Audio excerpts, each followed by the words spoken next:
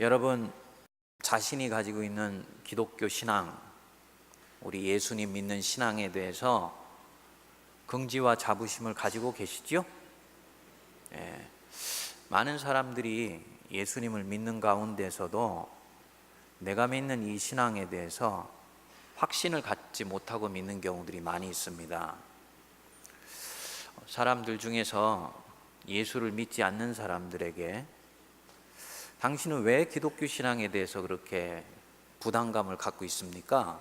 하고 물으면 많은 사람들이 별로 생각하지 않고 바로 그 자리에서 얘기를 합니다. 기독교 신앙은 배타적입니다. 자기들만 옳다 하고 모든 다른 종교들은 틀렸다고 얘기하는 바로 그것 때문에 나는 기독교 신앙을 좋아하지 않습니다. 이렇게 얘기를 합니다. 여러분, 맞는 말이에요. 그 얘기. 그리스도교 신앙은 예수만이 그리스도시고 예수만이 이 땅에 오신 하나님의 아들 메시아다.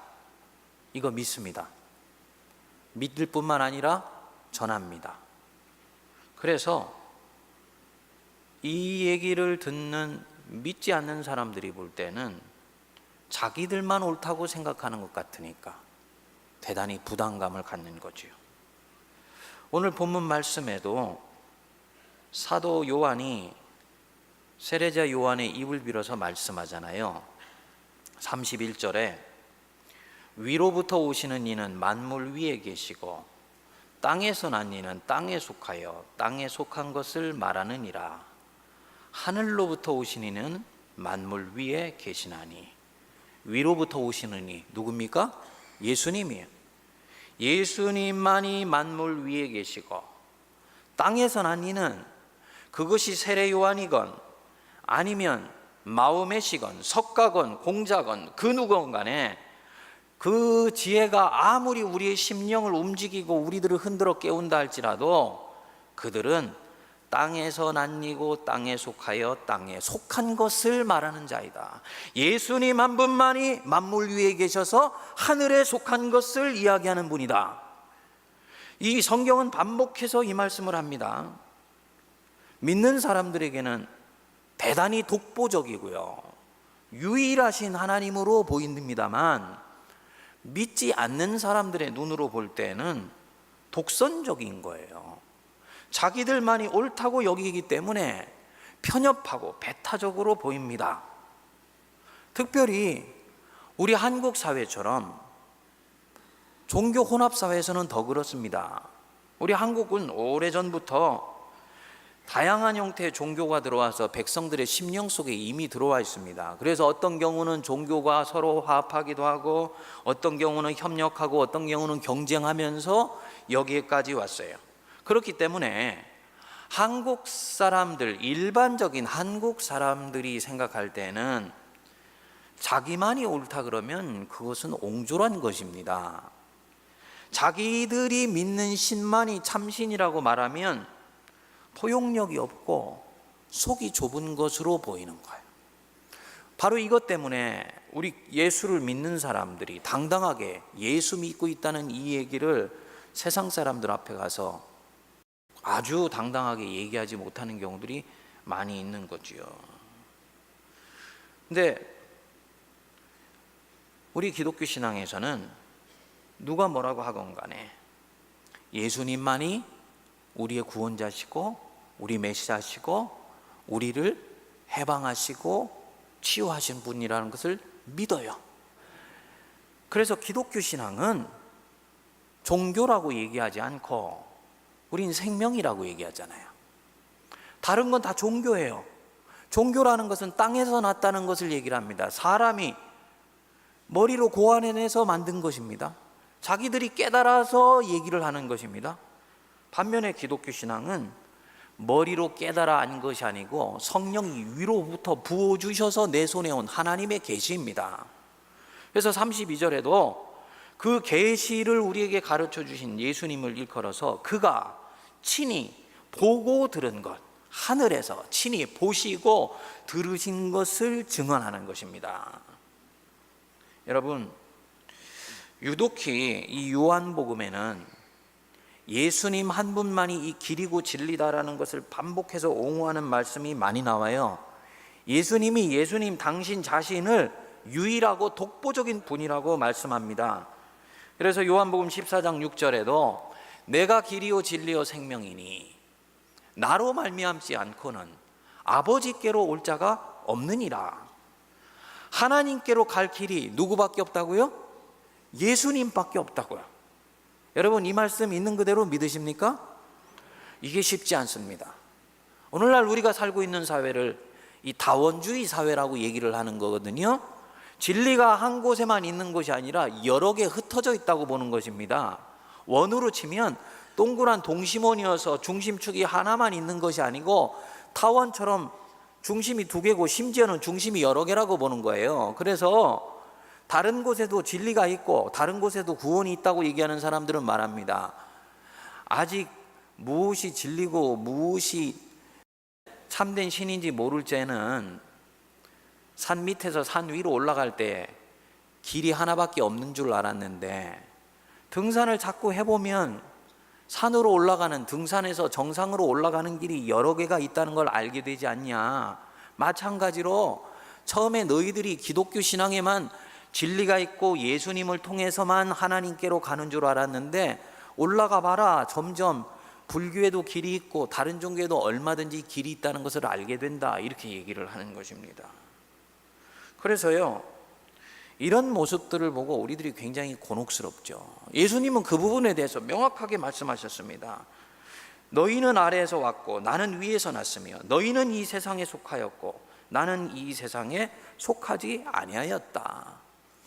예수님을 믿는 것은 하늘에서부터 온 것을 믿는 것이고 다른 종교는 땅에 있는 것을 믿는 것이기 때문에 이건 근본적으로 그야말로 하늘과 땅 차이라는 것입니다. 그래서 교양 있는 사람들, 좀 덕스럽게 종교 생활하려고 하는 사람들한테는 이 기독교 신앙은 오늘날 별반 매력이 없게 보입니다. 편협하게 보이고 배타적으로 보이기 때문입니다. 그런데 여러분, 요한복음이 주후 80년에서 100년 사이에 에베소에서 기록되었다라는 걸 여러분들이 유념하실 필요가 있습니다. 이 에베소시는 헬라 도시예요. 헬라 도시의 특징이 있습니다.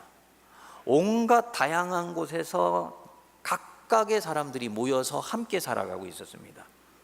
헬라인들, 유대인들, 또 페르시아인들, 북아프리카에서 오던 흑인들 같이 모여서 살고 있었어요. 다인종 사회입니다.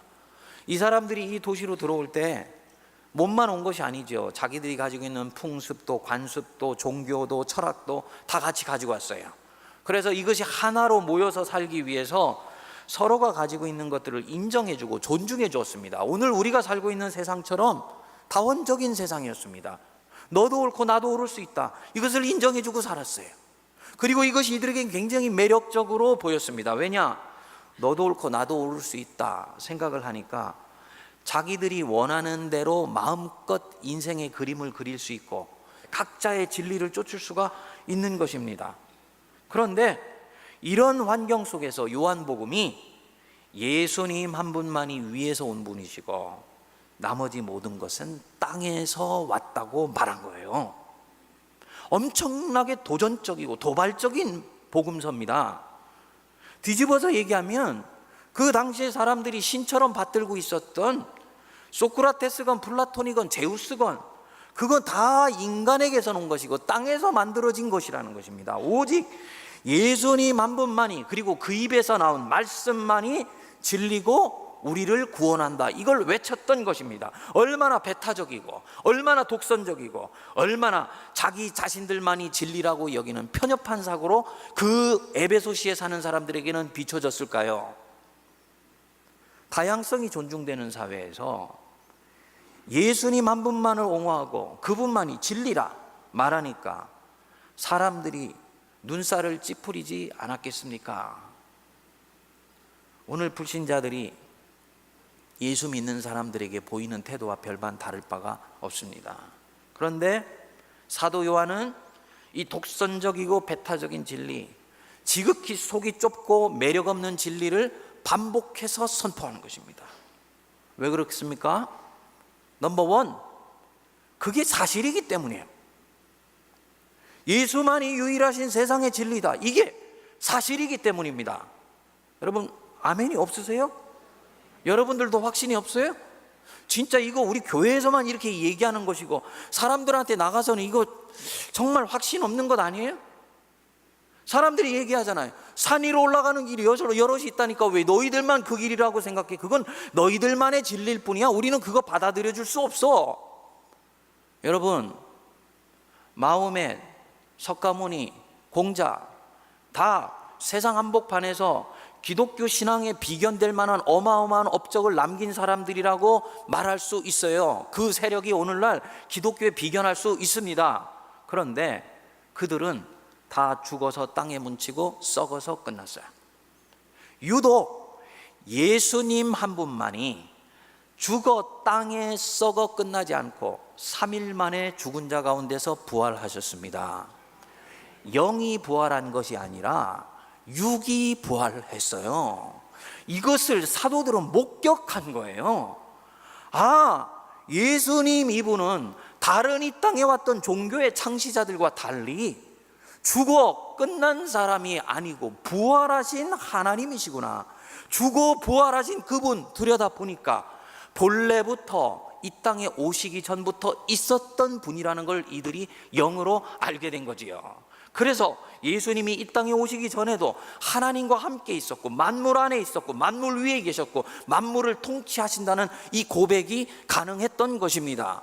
예수님의 부활 사건이 진실이었고 사실이었고 역사적으로 바른 것이었기 때문에 이들은 사람들이 자신들을 보고 편협하다고 말하건 속이 좁다고 말하건 또 배타적으로 말하건 상관없이 예수만이 길이고 진리고 생명이다라고 선포할 수 있었던 것입니다. 오늘날 이 교회 안에 이 배포가 있어야 돼요.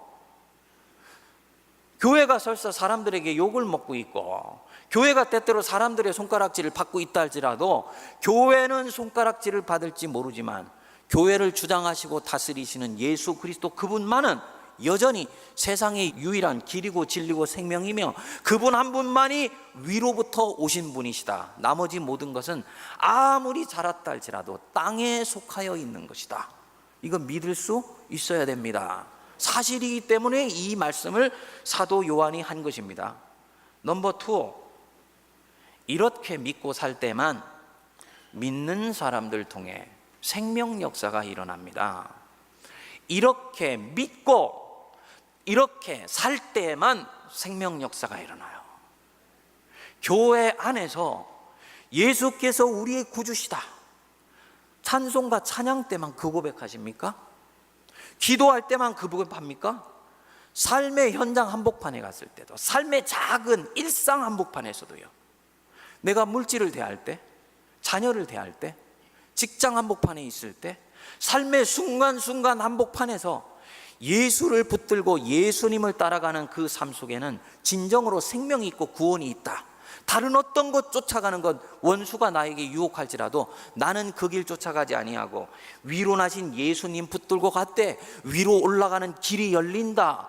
이건 믿고 살 때 생명 역사가 일어나기 때문에 요한이 이 말씀한 것입니다.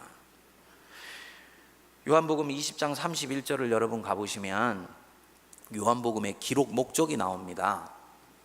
이 요한복음서가 막힐 때마다 이 요한복음 20장 31절을 보시면 막혀있는 이 요한복음의 비밀이 캐내질 수 있는 열쇠가 나와요. 여기에 보시면 오직 이것을 기록함은 다른 이유 없다 얘기죠. 이것을 기록함은 너희로, 여기 첫 번째 너희가 누구냐면 아직 예수님을 그리스도로 믿고 있지 못한 사람들, 그들로 하여금 예수께서 하나님의 아들 그리스도이심을 믿게 하려는 것, 믿음 갖게 하려는 것, 이것이 첫 번째 목적이고요. 두 번째, 또 너희로 믿고, 여기서 너희는 예수를 이미 그리스도로 믿은 사람들입니다.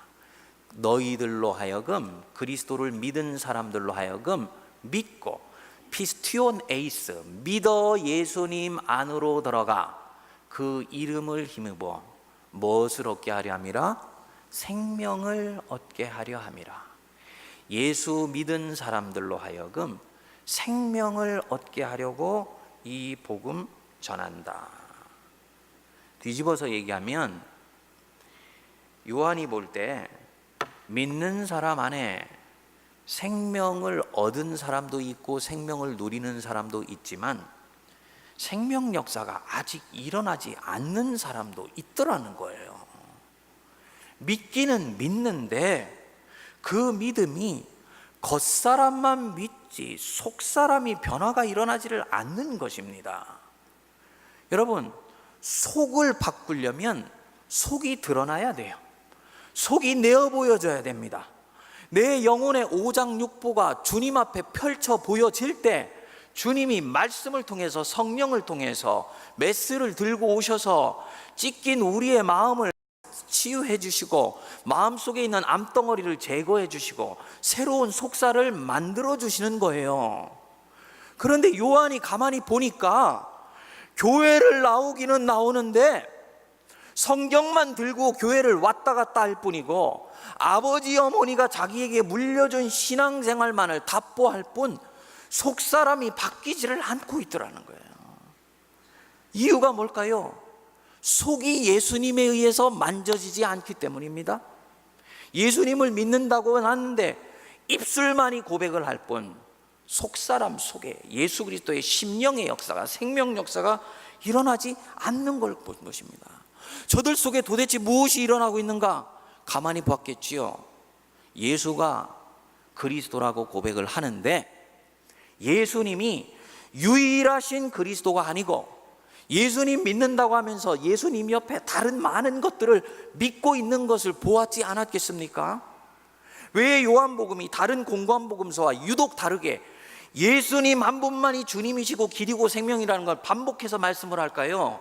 이미 교회가 100년 지나는 동안에 사람들의 많은 심령 속에요, 바울이 전한 복음이 성도들 속에 역사하기 시작했습니다. 근데 바울의 복음의 핵심은 이거거든요. 예수를 믿고 입으로 시인하면 죄 용산 받고 하나님 자녀 된다는 거예요. 의롭다고 인정받았다는 것입니다.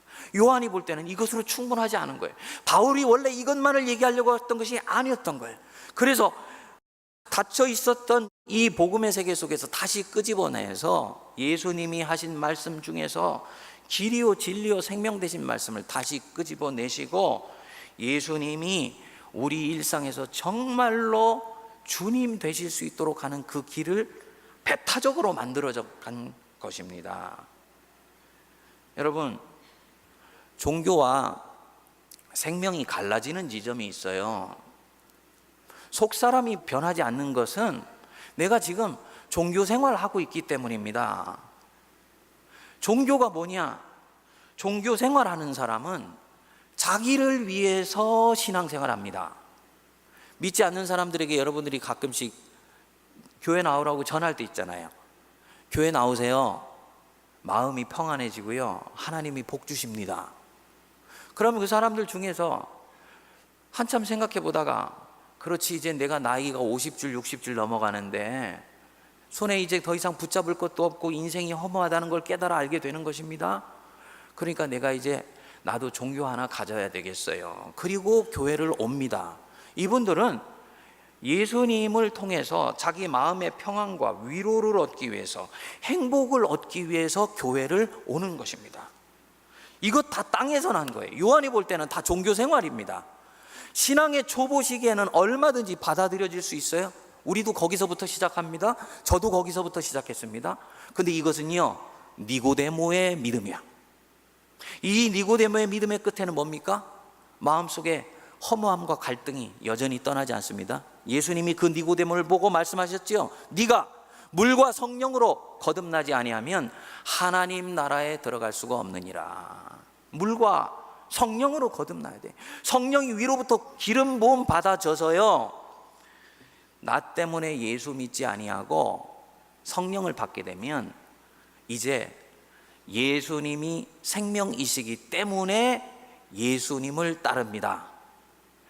나를 위해서 평안을 추구하는 것이 아니라 예수님이 내 인생의 구원자이시기 때문에 그 길을 따라 나가면서 평안은 덤으로 오는 거예요. 행복하려고 종교 생활하지 않고요, 예수님을 따르다 보니까 어느 순간인가 행복해져 있습니다. 이게 신앙의 비밀이에요. 그래서 예수님 한 분 외에는 이제는 모든 것이 다 상대화됩니다. 예수님과 예수님의 입에서 나온 말씀 그것 외에는 절대로 자기 영혼을 전폭적으로 주지 않아요. 그래서 예수님만이 찬양과 존귀를 받으시고 예수님 그 입에서 나온 말씀에만 내 자신을 온전히 걸 수 있습니다. 이것이 예수 유일신앙, 오직 예수예요. 내가 길이요 진리요 생명이다. 나로 말미암지 않고는 다른 누구에게도 하나님께로 갈 자가 없다. 35절도 여러분 보십시오. 아들을 믿는 자에게는 무엇이 있다고요? 영생이 있고, 아들에게 믿지 않는 자가 아니에요. 믿지 않는 자가 아니고 아들에게 순종하지 아니하는 자는 영생을 받지 못한다. 생명을 얻기 위해서는 예수님이 유일하신 인생의 주님이라는 것을 믿을 뿐만 아니라 그 말씀대로 살아야 된다는 것입니다. 그런데 믿는 사람들 안에 생명을 누리는 자도 있고 생명 역사가 일어나지 않는 사람들도 있는 것 보고 세례 요한이 이 땅에서 온 다른 어떤 것들에도 충성받치면 안 된다. 그래서 위로부터 오시는 이 그분에만 주목하게 하신 것입니다.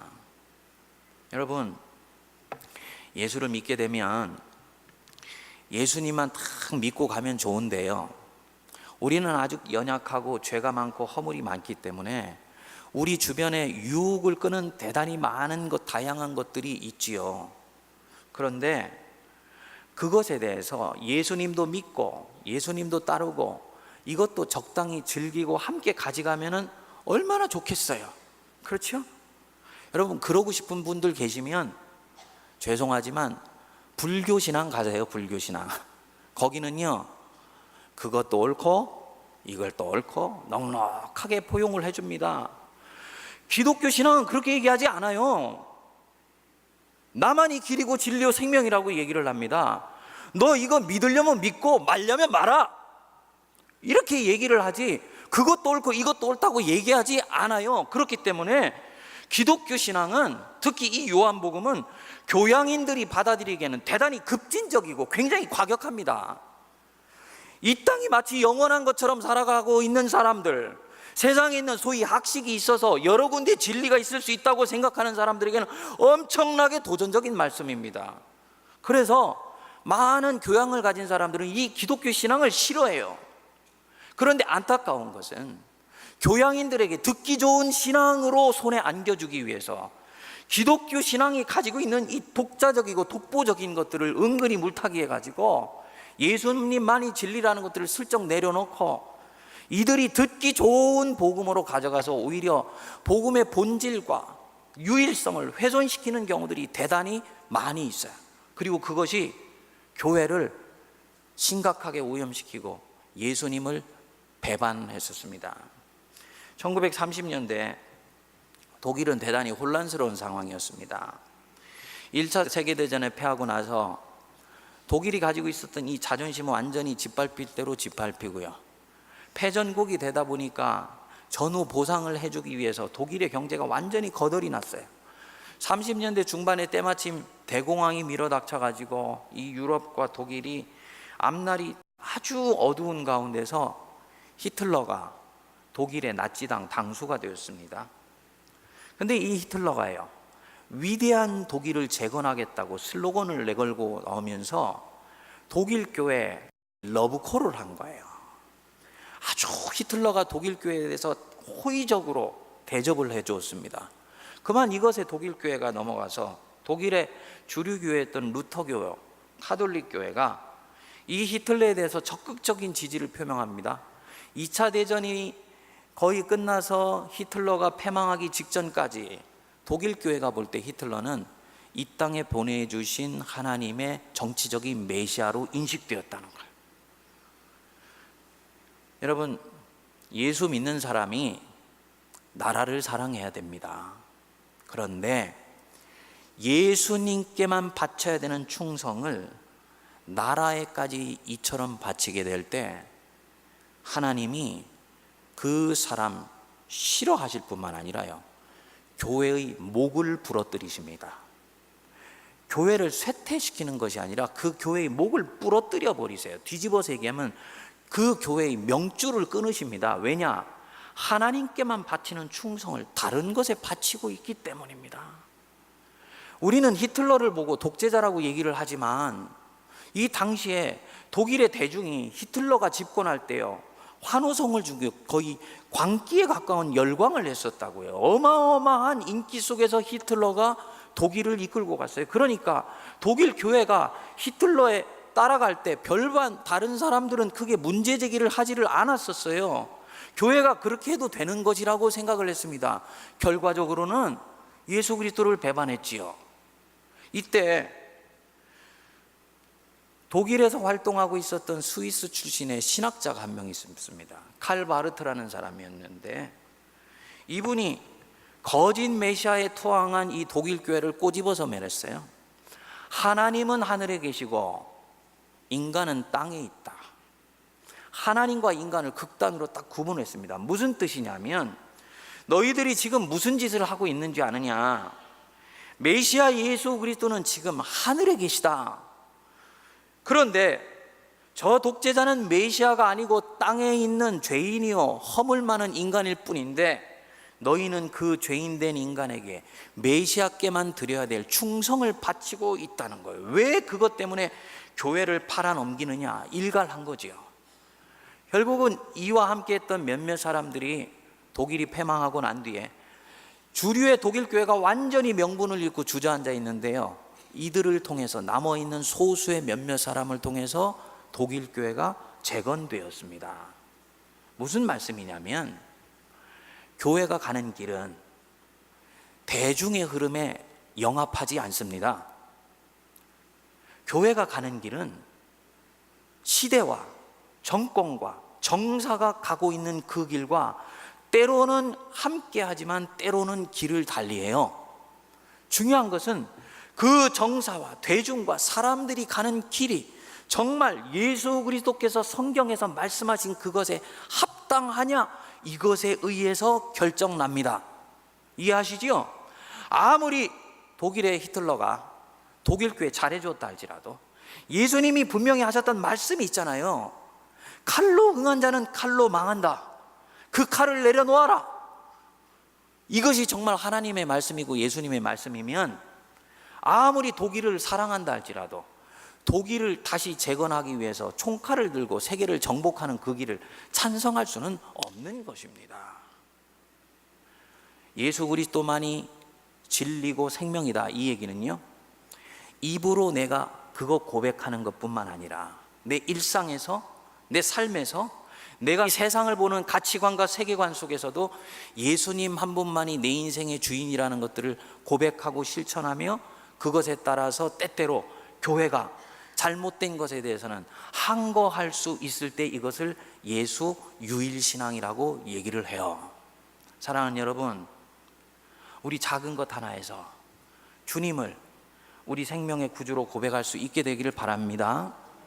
내가 단돈 10원을 쓸 때도 주님 앞에서 인격을 걸고 쓰는 것이 맞고요, 자녀를 교육할 때에도 모든 사람들은 이 치열한 경쟁사회 가운데서 어떻게 내 자녀 살아남을 것이며 성공할 수 있을 것인가, 이것에 대해서 올인하고 교육하지만 나는 예수 믿고 예수님이 내 자녀의 구원자라는 건 믿기 때문에 성경과 교회가 가르쳐주는 건강한 신앙의 가치를 따라서 인생의 길을 가게 해요.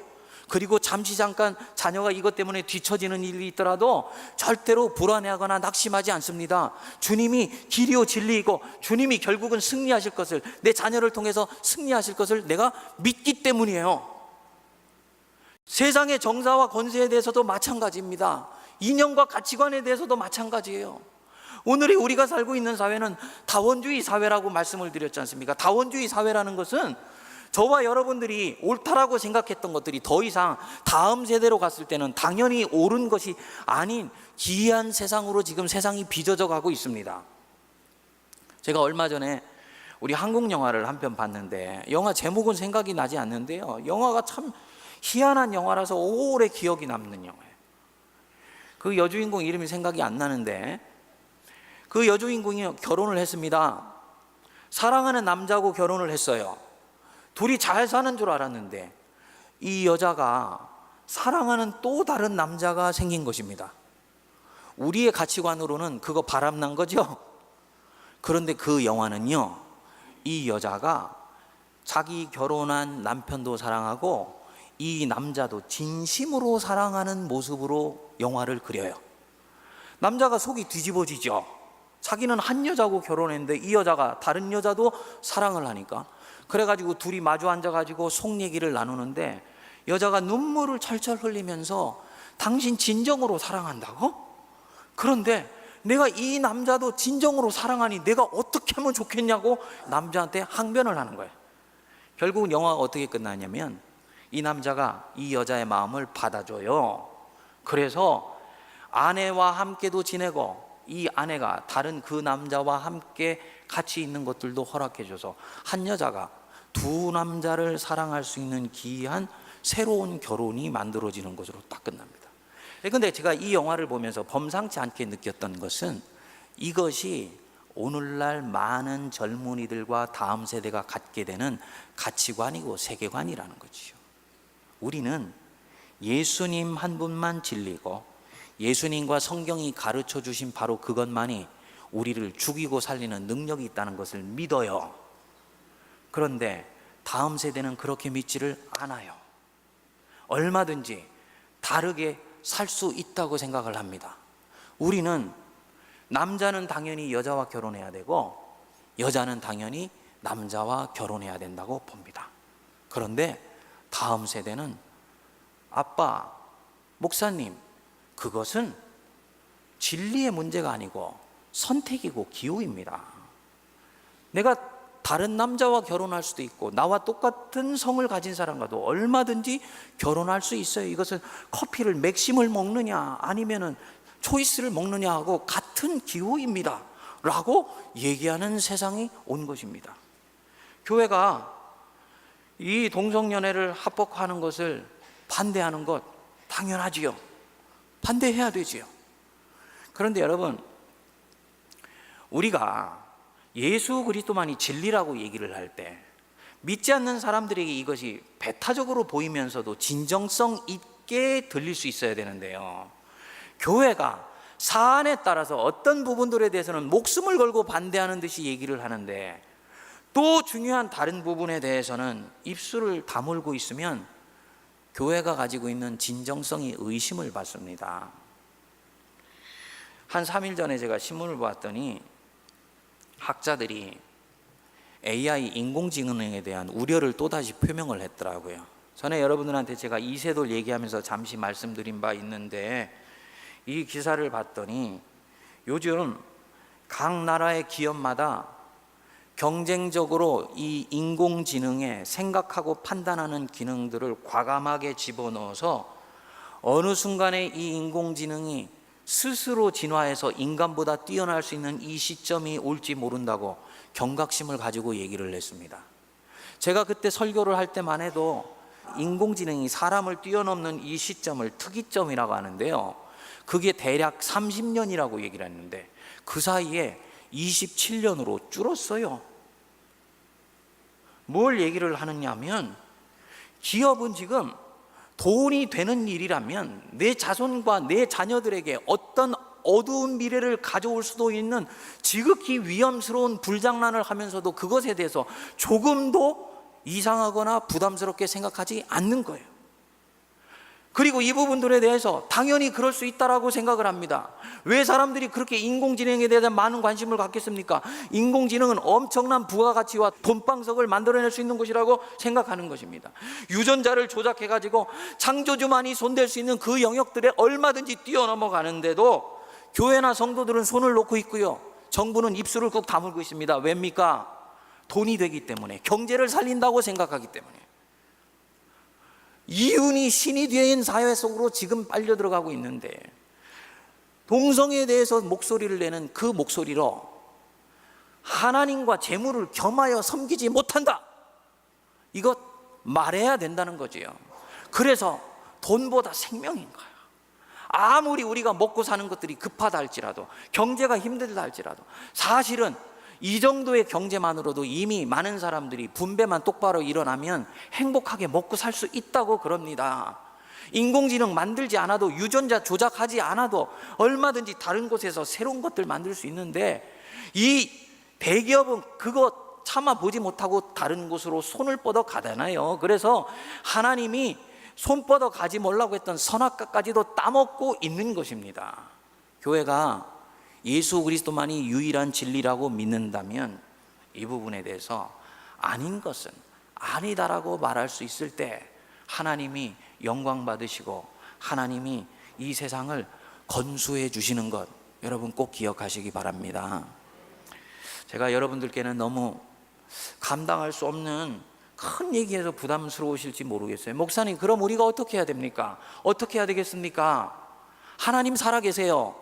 하나님이 내 일상을 주장하실 뿐만 아니라 이 문명도, 이 역사도 움직여 가시는 건 믿어야 됩니다. 중요한 것은 교회가, 그리스도인들이 손을 놓고 있었기 때문이거든요. 이제는요, 이 문명이 가는 길 주님이 건수해 주시고 불쌍히 여겨주시도록 기도해야 됩니다.